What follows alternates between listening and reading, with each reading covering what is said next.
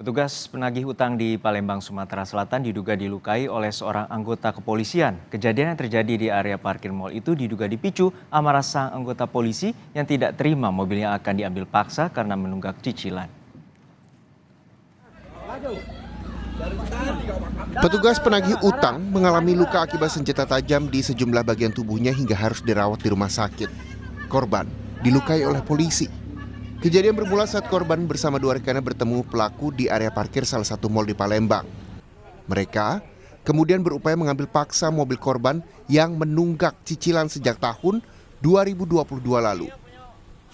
Direktur Reserse Kriminal Umum Polda Sumatera Selatan meminta polisi yang diketahui merupakan anggota Sabara Polres Lubuk Linggau itu untuk menyerahkan diri guna memperjelas proses penyelidikan yang tengah berlangsung. Ia memastikan proses hukum terhadap polisi tersebut sebagai anggota Polri akan berjalan secara transparan dan akuntabel. Namun ia pun tak menampik apabila perbuatan kawanan debt collector atau penagih utang juga telah menyalahi aturan dengan mengambil paksa mobil secara langsung.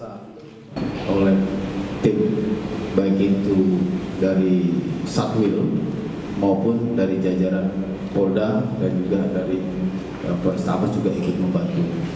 Nah, pengejaran ini tentu dilakukan dalam rangka untuk membuat terang suatu tindak pidana dan fakta yang terjadi ya, di TKP bagaimana. Nah, memang tadi sudah disampaikan oleh Bapak Kabid Humas, kita lagi berusaha melakukan persuasif kepada pihak keluarga pelaku, baik itu dari istri, orang tua, dan keluarga lainnya, untuk dapatnya yang bersangkutan yang merupakan anggota Polri menyerahkan diri. Diduga karena tak terimakan hal itu, pelaku pun meletuskan senjata api satu kali ke arah ketiga korban.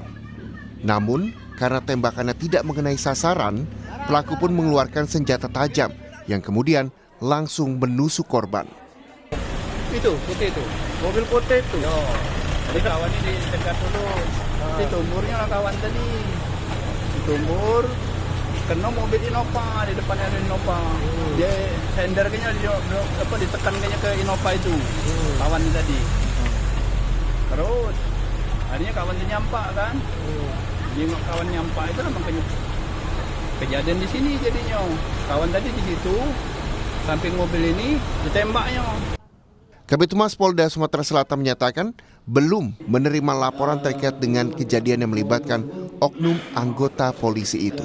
Tim Liputan Kompas TV, Palembang, Sumatera Selatan. Kita segera bergabung bersama jurnalis Kompas TV Reski Oktora di Palembang soal perkembangan polisi menembak petugas penagih utang. Reski, apakah pihak kepolisian sudah memeriksa anggotanya yang diduga melukai penagih utang? Ya, selamat siang Juno dan juga saudara. Terkait dengan kasus penganiayaan yang dilakukan oleh oknum polisi Aibtu FN terhadap debt collector pada Sabtu kemarin, ini masih terus bergulir di Direktorat Reserse Kriminal Umum Polda Sumatera Selatan. Kasus ini bisa dikatakan kompleks seperti itu. Mengapa demikian? Karena dari istri Aibtu FN ini juga melapor ke Polda Sumsel atas dugaan ataupun sangkaan penganiayaan dan juga pengancaman.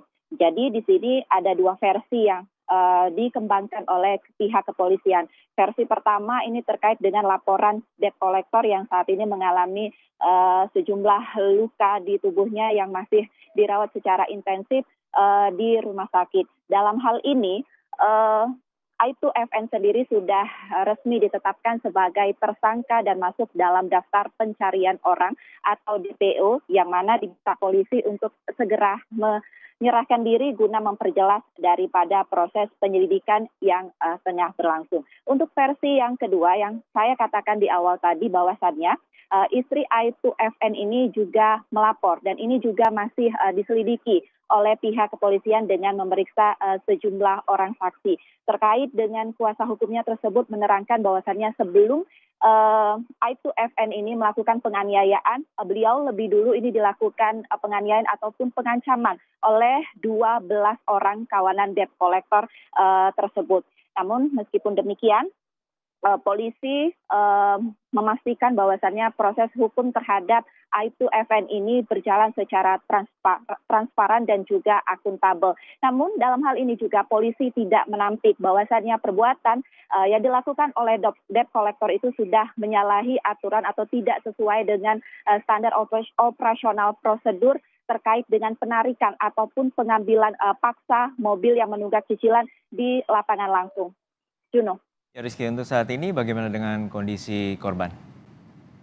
Ya, untuk saat ini terkait dengan kondisi korban masih dirawat intensif di Rumah Sakit Siloam Sriwijaya Palembang.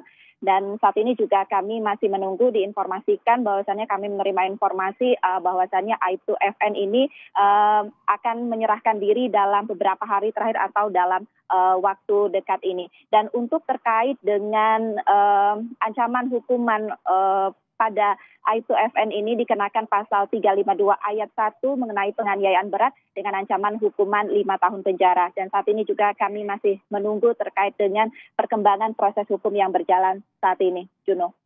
Baik, terima kasih atas laporan lengkap Anda, jurnalis Kompas TV, Reski Oktora dari Palembang, Sumatera Selatan.